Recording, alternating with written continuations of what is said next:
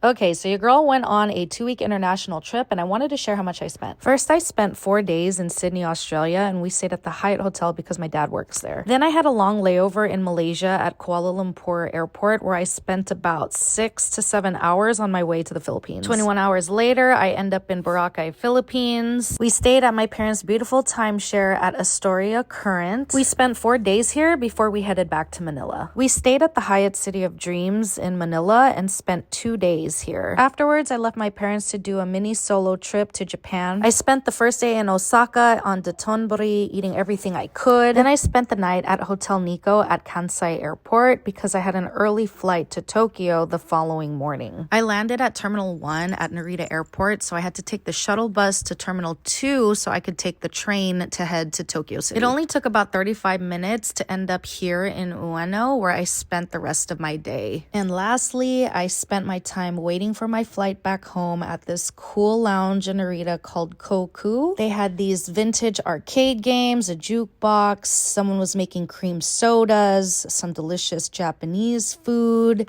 and Asahi beer. Then sadly, I had to get my ass back on the plane to spend 12 hours to get back home to Dallas. But that is how I spent my 2 weeks in 4 different countries. Till next time. Love you guys.